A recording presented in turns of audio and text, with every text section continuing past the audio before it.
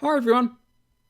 As with similarly titled works by other composers, through this mass at different times and in various guises, Palestrina uses complete hexachords, the usage of which may be summarised as follows.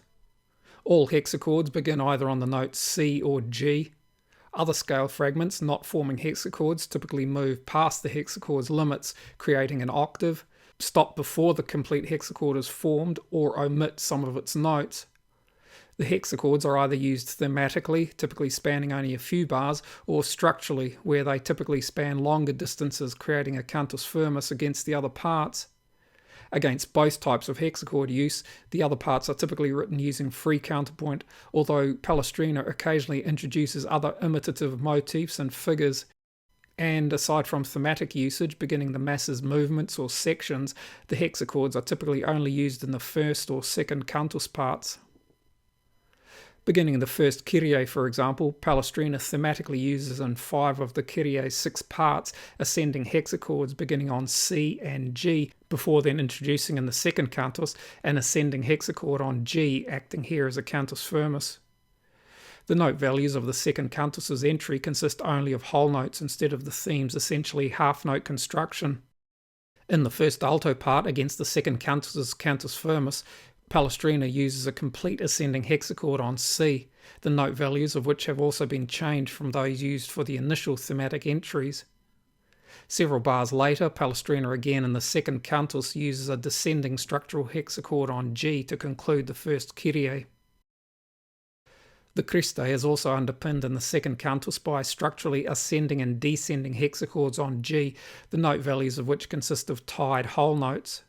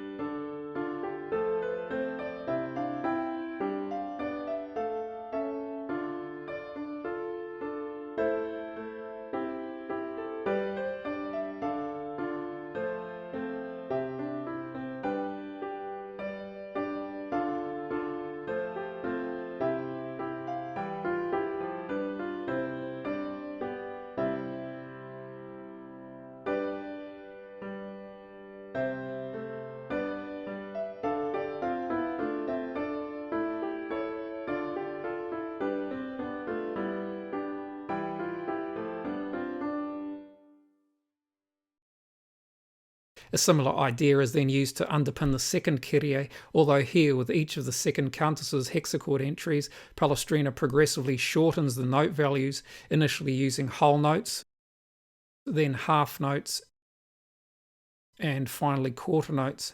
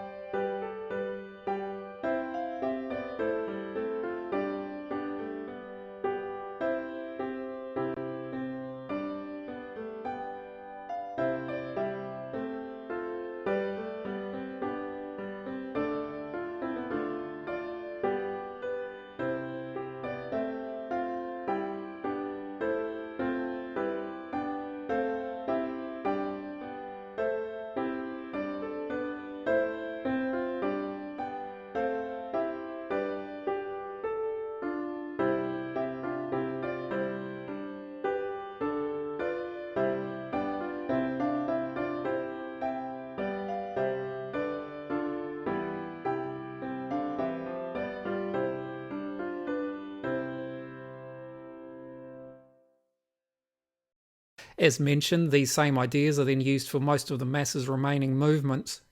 Some exceptions, however, may be found. Beginning the 4-part crucifixus, for example, in the first and second cantus parts, ascending and descending hexachords are paired with a second theme in the first and second altos, thereby creating dual cantus firmi. The second theme, however, possibly due to the shorter note values and rhythm of the second cantus's second hexachord entry, is omitted but returns in truncated form beginning on A for the second cantus's third hexachord entry. The majority of the hexachord entries for the remainder of the crucifixus are again found in the second cantus.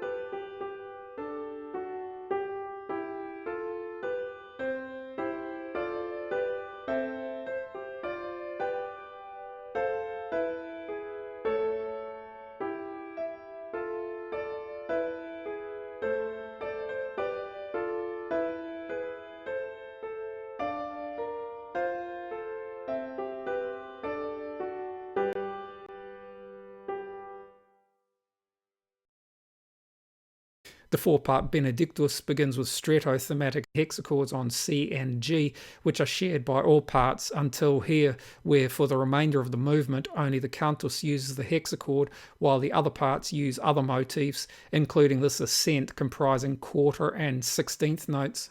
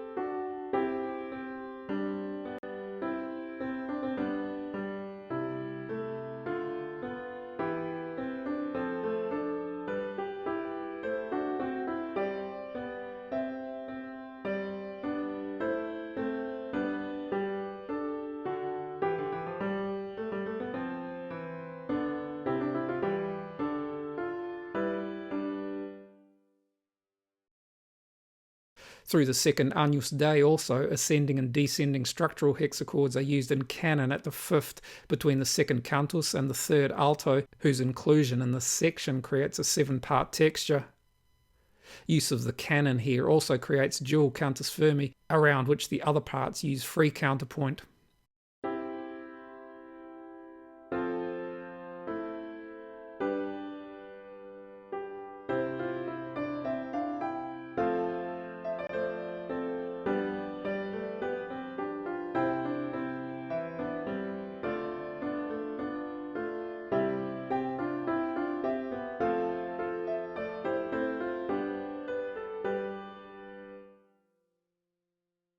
I hope you found this useful. Thanks for watching. See you next time.